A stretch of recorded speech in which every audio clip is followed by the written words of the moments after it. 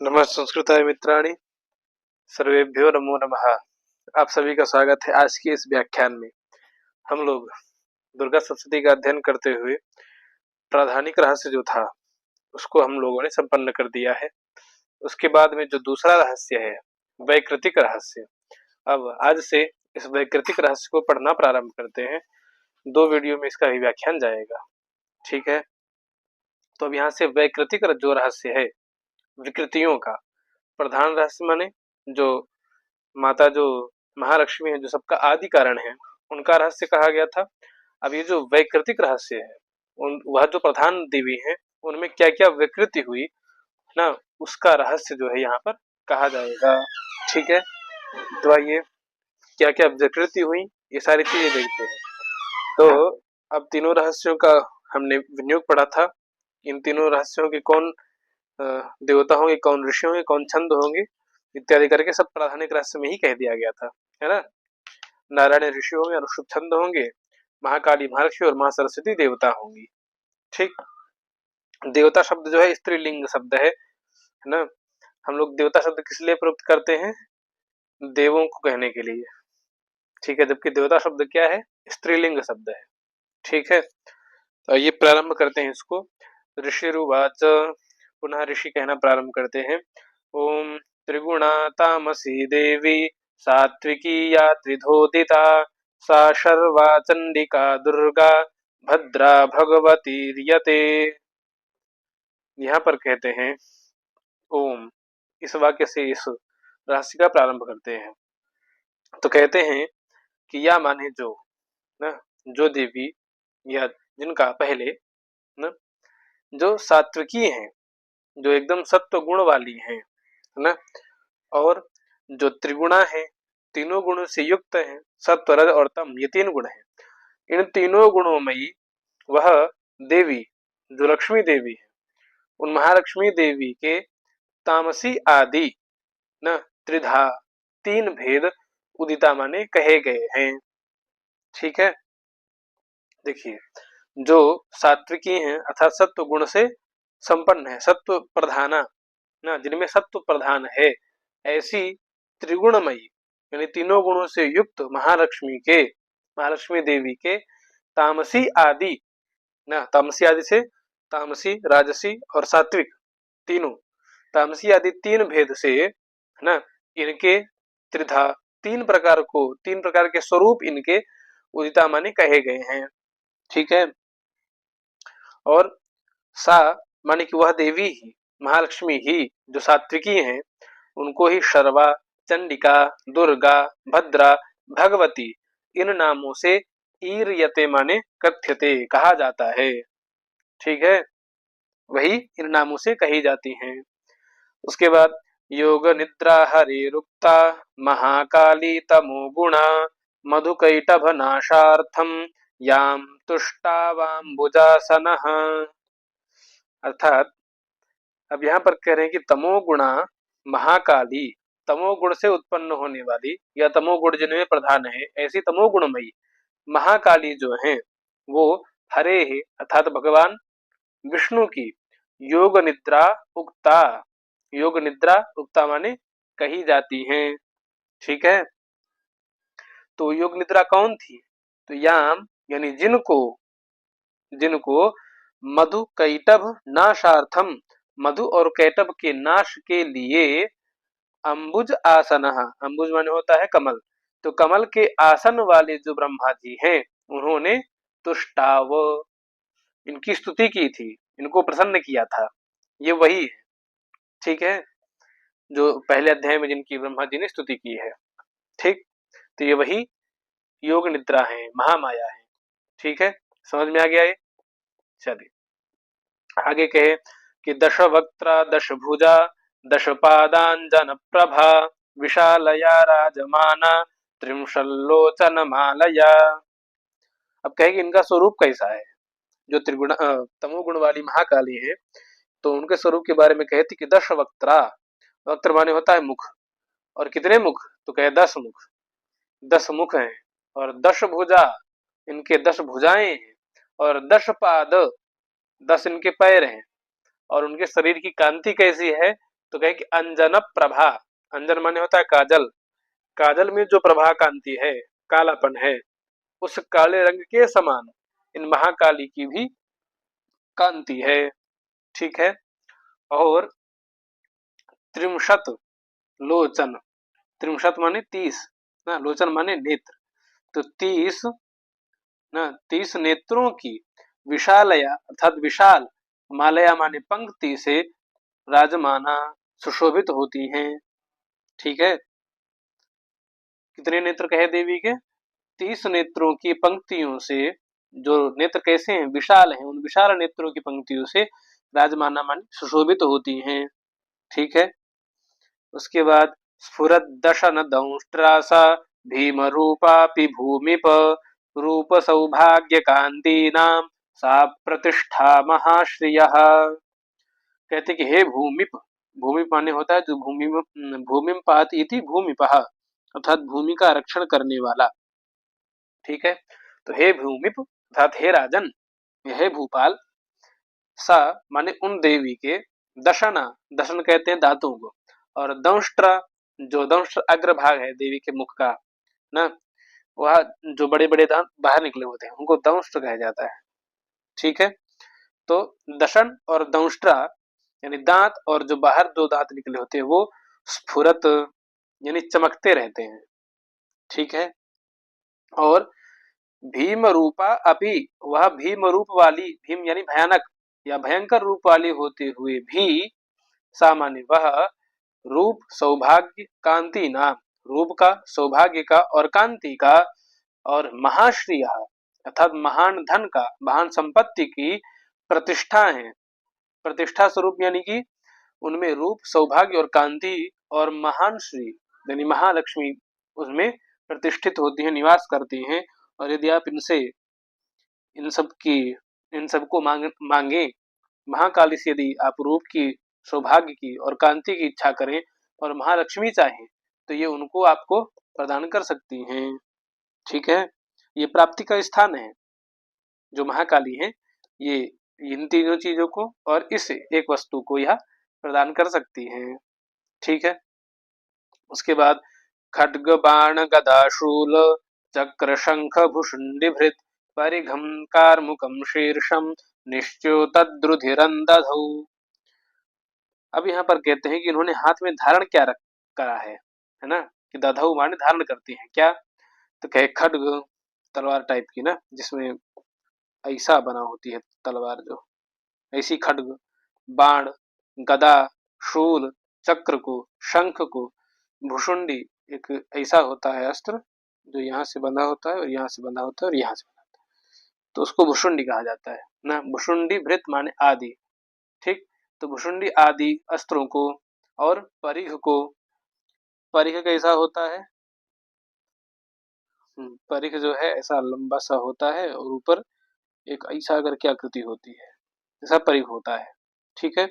और एक कारमुख, कारमुख माने धनुष, धनुष तो जानते ही हैं, धनुष को, और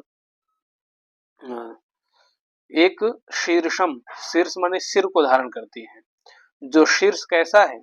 जिससे रुधिरम निश्च्योतः अर्थात रुधिर निश्च्योतत, रुधिर माने होता है रक्त, रुधिर माने रक्त, निश्च्योतत माने बह रहा है। ठीक है। कैसा शीर्ष है?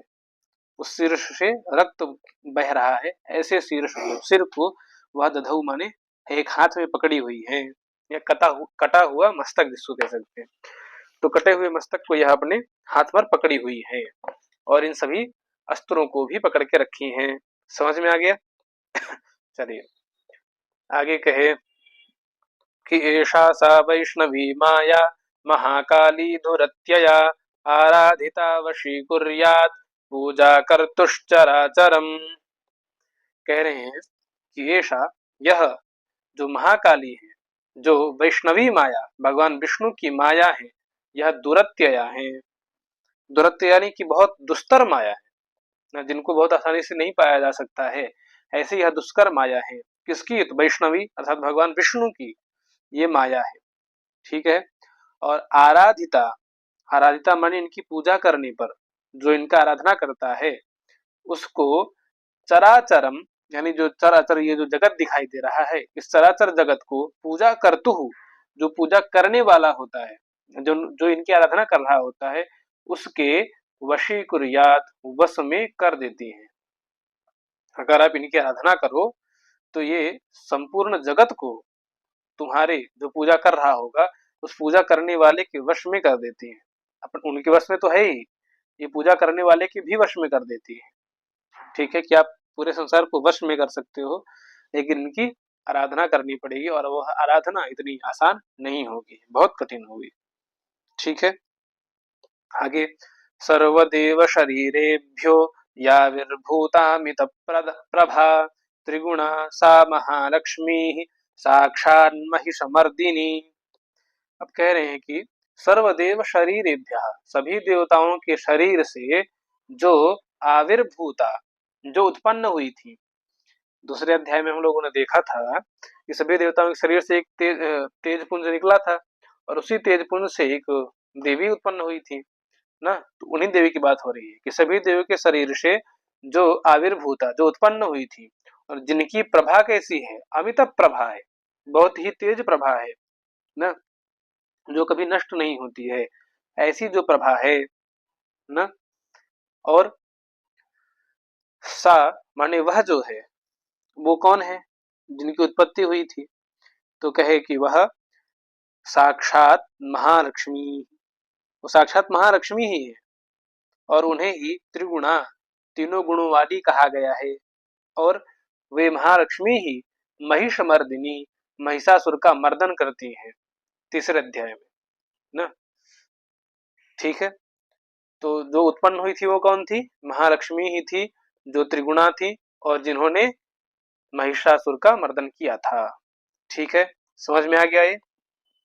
आगे कहे श्वेतानना नीलभुजा सुश्वेतस्तन मंडला रक्त मध्या रक्तपादा नीलजंघोरुन्मदा। अर्थात अब यहाँ पर कह रहे हैं कि उनका, वह जो महालक्ष्मी उत्पन्न हुई थी उनके बारे में अब ये विशाल से वर्णन कर रहे हैं। तो वो कैसी हुई थी, तो कहे कि श्वेत आनना, उनका आनन माने जो मुख था वो कैसा था, श्वेत था यानी गोरा गोरा था, और भुजाएं नील, नील माने अर्थात सावने कलर की, नील को जो है काला भी कहा जाता है। ठीक है, तो भुजाएं कैसी हैं उनकी, नील यानी काले वर्ण की हैं। और उनके जो स्तन है ना, पृष्ठे, उनके जो स्तन है, स्तन मंडल है ना, दोनों स्तन जो हैं वह सुश्वेत अर्थात श्वेत है, यानी कि श्वेत माने श्वेत वर्ण के हैं। ठीक, तो समझ गए। और रक्त मध्य भाग, जो कमर का भाग है वह रक्त वर्ण का है, लाल कलर का है। और पादा रक्त, जो पैर हैं इनके वो पैर भी लाल वर्ण के हैं। और जंघा और उरु नील, जंघा और उरु जो है वह नील वर्ण के, नील वर्ण यानी नीले अथवा काले वर्ण के। और वह उन्मदा, उन्मत्त हो गई हैं। क्यों, क्योंकि उनको कोई जीत नहीं सकता है, इस कारण से वह उन्मत्त हो गई हैं। ठीक है, ठीक, समझ गए इस श्लोक को। उनका आनंद जो है, जो मुख है वह श्वेत वर्ण का है, भुजाएं उनकी थोड़ी सांवली हैं, और जो उनके स्तन मंडल हैं वह सुश्वेत हैं, एकदम श्वेत वर्ण के हैं। और जो मध्य भाग है उनका कटिप प्रदेश वह रक्त है, पैर भी उनके रक्त वर्ण के हैं। और जंघा और उरु, जंघा होता है जंघा भाग, और जंघा से नीचे का भाग जो होता है, जो घुटने होते हैं, घुटने से नीचे भाग को उरु कहा जाता है ना। तो वो जो उरु तक का भाग है वह कैसा है, नील वर्ण का है। ठीक है, और वह कैसी हैं, उन्मदा, उन्मत्त हो गई है कि कोई मुझे हरा नहीं सकता है, इसलिए। ठीक है, उसके बाद आगे कहते हैं सुचित्र जघना चित्र माल्या माल्यांबर विभूषण चित्रानुलेपना कांति रूप सौभाग्यशालिनी।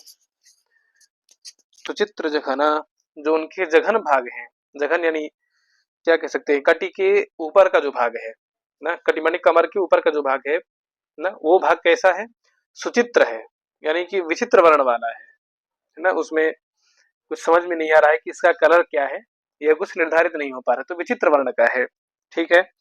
और वह विचित्र वर्ण क्यों प्रतीत हो रहा है, तो कहे कि अंबर विभूषण, अंबर यानी कि वस्त्रों के द्वारा और आभूषणों के द्वारा, जो उन्होंने अंबर यानी वस्त्र पहन करके रखा है, वो वस्त्र कैसे हैं, तो कहे कि वह चित्र वर्ण के हैं। चित्र वर्ण अर्थात तो क्या बने हुए हैं, रंग बिरंगा वस्त्र इन्होंने धारण कर रखा है। समझ में आ गई ये बात। अब आगे कहेगी जो उनके माल्य है, माल्य यानी कि जो माला धारण की हुई है, वह भी चित्र है यानी विचित्र है। और उनका जो जघन भाग है ना, जो जघन भाग है वह सुचित्र है यानी विचित्र है। और ऊपर का भाग वह विचित्र क्यों दिखाई दे रहा है, क्योंकि अंबर जो है, जो उनका वस्त्र है, वह भी विचित्र है। और विभूषण, जो आभूषण उन्होंने पहने हैं, वह आभूषण भी विचित्र हैं। और उनका माल्य जो है यानी जो माला इत्यादि है, वह माला भी चित्र यानी अन्य कई कलर का है। ठीक है, इसलिए वह विचित्र दिखाई पड़ रहा है। और चित्र अनुलेपना, जो उन्होंने अंग राग इत्यादि लगा के रखे हैं देवी ने, उनके द्वारा भी वह विचित्र वर्ण की दिखाई पड़ रही हैं। ठीक है। और कांति रूप और सौभाग्यशालिनी, वह कांति रूप और सौभाग्य वाली हैं। ठीक है, इन सभी चीजों से वह सुशोभित हैं। समझ में आ गई ये बात। आगे कहे कि अष्टादश भुजा पूज्या सहस्र भुजा सती आयुधान्यत्र वक्ष्यन्ते दक्षिणाधः करक्रमात्। अब यहाँ पर कह रहे हैं कि स सहस्र भुजा सती, वो हजारों भुजाओं वाली सती है ना। कैसी हैं, यद्यपि उनकी हजारों भुजाएं हैं, लेकिन फिर भी अष्टादश भुजा, जो 18, अष्टादश माने 18 भुजाओं वाली हैं, ऐसी उन 18 भुजाओं से युक्त देवी को मान करके पूजन करना चाहिए। ठीक है, वो हजारों भुजाओं वाली हैं, लेकिन 18 भुजाओं वाली मान करके उनकी पूजा करनी है। ठीक है। और अत्र माने इसके बाद अब आयुधानी वक्ष्यन्ते, आयुध यानी उनके अस्त्रों को वक्ष्यन्ते माने कहते हैं। कैसे, तो दक्षिण अधः कर क्रमात्, दक्षिण कर के अधः क्रमात्, जो दक्षिण कर है, दाहिना जो हाथ है, उस दाहिने हाथ के अधः माने नीचे के हाथों में क्रम से क्या क्या है, और फिर बाएं हाथ के प्रारंभ करके बाएं हाथ के नीचों हाथों में क्या क्या है, वो सारी चीजें यहाँ पर कहेंगे, उन अस्त्रों को यहाँ कहेंगे। तो कहेगी अक्षमाला च कमलम बाणो सिंह कुलिशं गदा चक्रम त्रिशूलम परशुः शंखो घंटा च पाशकः।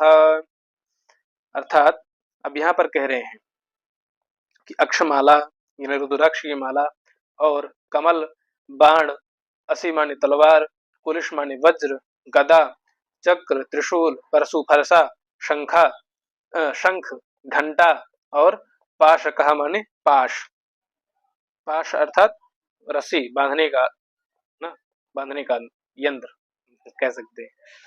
आगे शक्तिर्दंडश्चर्म चापम पानपात्रं कमंडलुः अलंकृत भुजा में भी आयुधे कमलासनाम। अर्थात अब यहाँ पर कह रहे हैं कि शक्ति, दंड, चर्म माने ढाल, चाप माने धनुष, पान पात्र यानी मधु का पात्र, और कमंडलु कमंडल को धारण करती हैं। तो ये भी आयुधैहि भुजाम अलंकृत, ये भी यानी इन आयुधै मान आयुधों से भुजाम उनकी जो भुजाएं हैं, वह जो है अलंकृत हो रही हैं, शोभित हो रही हैं। और वो देवी कमल आसनाम, कमल के आसन पर विराजमान है, बैठी हुई है। ठीक है। और सर्वदेवमयीमीशां महालक्ष्मीमिमां नृप पूजयेत् सर्वलोकानां स देवानां प्रभुर्भवेत्। अर्थात हे नृप, हे राजन, वह सर्वदेवमयीम, वह सभी देवताओं में हैं। ठीक है, सभी देवताओं में वह स्थित रहती हैं। और ईशाम, वह सभी की ईश्वरी हैं। ठीक है।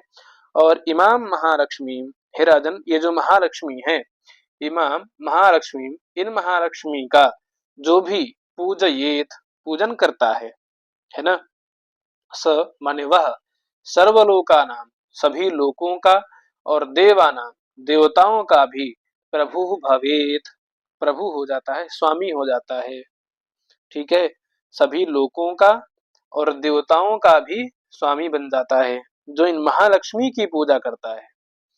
ठीक है, इसके बाद कहे गौरी देहात समुद्भूता या सत्वैक गुणाश्रया साक्षात सरस्वती प्रोक्ता शुंभासुर निबर्हिणी। अर्थात जो एक सत्व गुण आश्रया, जो केवल एकमात्र सत्व गुण के आश्रित होकर के जो उत्पन्न हुई थी, है ना, सत्व गुण के आश्रित होकर के गौरी देहात, गौरी अर्थात माता पार्वती जी के देह से समुद्भूता यानी उत्पन्न हुई थी या प्रकट हुई थी, और शुंभासुर निबर्हिणी, जिन्होंने शुंभासुर का निबर्हन यानी मर्दन किया था, शुंभासुर को मारा था जिन्होंने, वह साक्षात सरस्वती प्रोक्ता, उनको साक्षात सरस्वती कहा जाता है। ठीक है, और इसके आगे कहे कि दधौ चाष्टभुजा बाण मुसले शूल चक्रभृत शंखम घंटाम लांगलं च कार्मुकम वसुधाधिप। वसुधा माने पृथ्वी के अधिप माने हे राजन, पृथ्वी पते, हे पृथ्वी का पालन करने वाले राजा, वह जो सरस्वती हैं वह अष्टभुजा, अष्टभुजा है, और माने और बाण मुसले, बाण को मूसल को, मूसल क्या होता है, एक लंबा सा डंडा टाइप का, ठीक, डंडा, शूल माने त्रिशूल, चक्र माने चक्र, भृत माने आदि को, ठीक है, चक्र आदि को, और आदियों से क्या है, शंख, घंटा, लांगल, लांगल माने होता है हल, जिससे खेती की जाती है ना, कृषि की जाती है, उस लांगल माने हल को, और कारमुक, कारमुक माने होता है धनुष, धनुष को दधौ माने धारण करती हैं।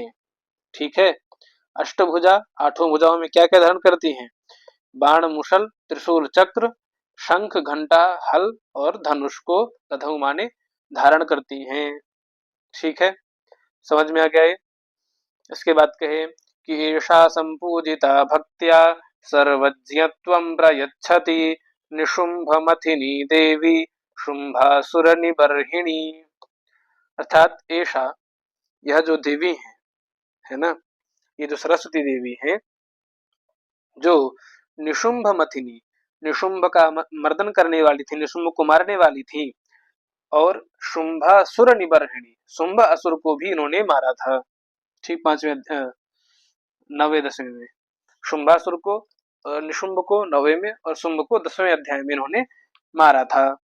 ठीक है, जो निशुंभ और शुंभ का मर्दन करने वाली है, उनका भक्ति पूर्वक ना, भक्त्या अर्थात भक्ति पूर्वक संपूजिता, संपूजित करने पर, अच्छे प्रकार से उनको पूजित जब किया जाएगा, जब पूजी जाएंगी, तब वह देवी सर्वज्ञत्वं प्रयच्छति, सर्वज्ञता को प्रदान कर देती हैं। सर्वज्ञता माने हर एक प्रकार के ज्ञान को वह देवी प्रदान कर देती हैं।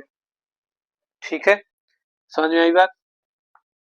उसके बाद कहे कि इत्युक्तानि स्वरूपाणि मूर्तीनां तव पार्थिव उपासनं जगन्मातुः पृथगासां निशामय। कि इत्युक्तानि, इति माने इस प्रकार से, मूर्ति नाम, वह जो मूर्तियां हैं देवी की ना, उन तीनों मूर्तियों को, मूर्तियों के स्वरूपाणि स्वरूपों को, है ना, तव माने तुमसे, हे पार्थिव, हे राजन, उक्तानि कहे गए, हे राजन, तव तुमसे, उक्तानि माने कहे गए, क्या, इति माने इस प्रकार से, उन मूर्ति नाम मूर्तियों के स्वरूपाणि माने स्वरूपों को। ठीक है, अब क्या कहते हैं कि उन जगन मातु, जो जगत की माता महालक्ष्मी है, और ये जो महाकाली इत्यादि जो तीनों मूर्तियां हैं, इन तीनों मूर्तियों के आसाम यानी इन तीनों मूर्तियों का उपासनम, जो पूजन है, उसको पृथक निशामय, पृथक पृथक सुनो, है ना, तीनों मूर्तियों की उपासना या पूजन जो है, उनको पृथक पृथक अलग अलग निशामय माने श्रवण करो या सुनो। ठीक है, इसके आगे कहे कि महालक्ष्मी यदा पूज्या महाकाली सरस्वती दक्षिणोत्तरयोः पूज्ये पृष्ठतो मिथुनत्रयम्। कह रहे कि यदा माने जब महालक्ष्मी पूज्या, महालक्ष्मी जब पूजन करनी हो ना, जब महालक्ष्मी जी का पूजन करने लग जाए तब क्या करें, तो दक्षिण उत्तरयोः, दक्षिण तरफ, दक्षिण तरफ उन महालक्ष्मी के और उत्तर तरफ महालक्ष्मी को कहाँ रखिए, बीच में महालक्ष्मी रखिए। और तो महालक्ष्मी का दाहिना भाग ये होगा और उत्तर भाग ये होगा। तो दाहिने भाग में कौन रखें, क्रमशः महाकाली को, दक्षिण में यहाँ पर महाकाली रखिए और उत्तर में सरस्वती को, इधर उत्तर में इनके सरस्वती जी रखिए। ठीक है, तब इनकी पूजा करिए। बीच में महालक्ष्मी और इधर महाकाली, इधर महासरस्वती, और पृष्ठतः इनके जस्ट पीछे मिथुनत्रयम्, मिथुन माने तीनों जोड़ों को, मिथुन माने जोड़े हुए थे ना, तो तीनों जोड़ों को इनके पीछे पूजा करनी चाहिए। अब वह तीनों जोड़े कहाँ कहाँ पर बैठेंगे उनकी स्थिति आगे कह रहे हैं। आगे कहे कि विरंचिः स्वरया मध्ये रुद्रो गौर्या च दक्षिणे वामे लक्ष्म्या ऋषिकेशः पुरतो देवतात्रयम्। कह रहे हैं कि विरिंचिः स्वरया, स्वरया अर्थात सरस्वती जी के साथ में विरिंचिः, विरिंची अर्थात ब्रह्मा जी मध्य बीच में रहेंगे, और रुद्रो गौरिया च दक्षिणे, रुद्र और गौरी जी जो है दक्षिण भाग में रहेंगी। ठीक, और वाम भाग में लक्ष्मी और ऋषिकेश, और पुरतः उनके आगे देवता त्रयम अर्थात तीनों देवता, देवता माने देवियां, उनके पुरतः यानी आगे तीनों देवियां, उनका पूजन करना है। तो यहाँ पर क्या स्थिति बनती है कि पेज ऐड करें या जूम करके कहीं बता दें, जूम करके कहीं बता देते हैं ना, पेज क्या ही ऐड करना। अरे देखिए यहाँ पर क्या स्थिति बन रही है, तो यहाँ पर कह रहे हैं कि मध्य में मान लीजिए ये हो गई महालक्ष्मी जी, इनके दक्षिण भाग में ये हो गई महाकाली जी। ठीक है, और इनके उत्तर में हो गई महालक्ष्मी जी। ठीक, अब पीछे इनके तीन मिथुन, तीनों जोड़ों को बैठाना है, तो तीनों जोड़े किधर बैठेंगे, यहाँ इनके जस्ट पीछे बीच में विरिंची अर्थात ब्रह्मा जी और सरस्वती जी बैठेंगी। ठीक, और दक्षिण भाग में यहाँ पर रुद्र जी और माता गौरी जी, और इनके वाम भाग में यहाँ पर कौन बैठेंगी, लक्ष्मी जी और विष्णु जी। ये स्थिति हो गई। अब इन तीनों के पुरतः, इन तीनों पुरतः माने आगे, आगे तरफ इन तीनों देवियों की पूजा की जाएगी। ठीक है, तो इस प्रकार से स्थिति होगी। ठीक, समझ गए ये। अब तो ये वाम भाग है देवी का और ये दक्षिण भाग है। ठीक है, चलिए तो ये स्थिति है। आइए विषय पर आते हैं ना, ये रहा।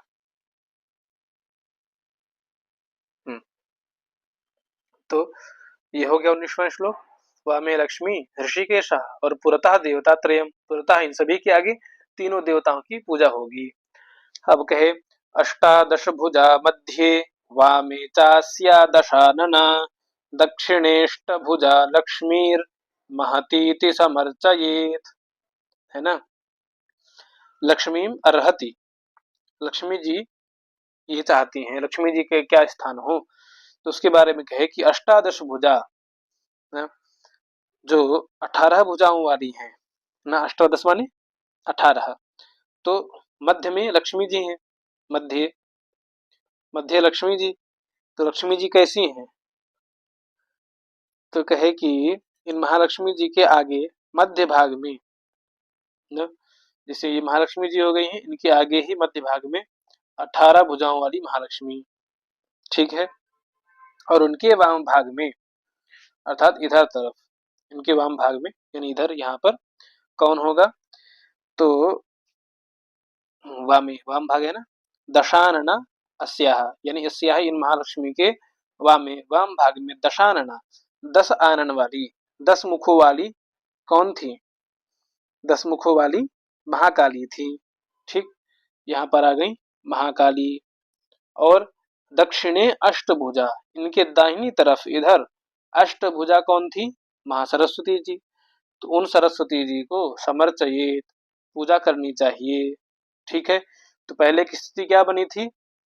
देखिए, ये यहाँ पर हो गए रुद्र और गौरी, यहाँ हो गए ब्रह्मा जी और सरस्वती जी, इधर हो गए विष्णु जी और लक्ष्मी जी, यहाँ पर हो गई इनके काली जी, महालक्ष्मी जी और महासरस्वती जी। ठीक, अब इन तीनों के आगे भी 18 भुजाओं वाली महालक्ष्मी यहाँ पर होंगी, और 10 आनन वाली, 10 मुखों वाली काली जी यहाँ पर होंगी, और 8 भुजाओं वाली सरस्वती जी यहाँ पर होंगी।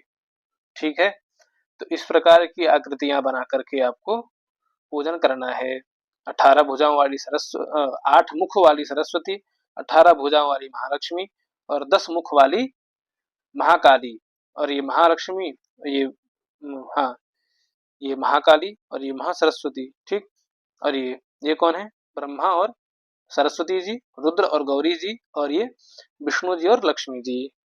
ठीक है, तो इस प्रकार से इन सभी की समर्चयेत, सम्यक प्रकार से इनकी अर्चना करनी चाहिए। ठीक है, ऐसी स्थिति बना करके आप लोग भी अपने हिसाब से बना सकते हैं पढ़ करके। ठीक है, तो यहाँ पर इन सभी की पूजन करना चाहिए। तो आप लोग ऐसे इस स्वरूप का पूजन करिए आज। हम लोग फिर मिलेंगे अग्रिम व्याख्यान में, तब इसको पूर्ण किया जाएगा। ठीक है, आप सभी लोग अंत तक जुड़े रहे, उसके लिए बहुत बहुत धन्यवाद। नमः संस्कृताय, सर्वेभ्यो नमो नमः।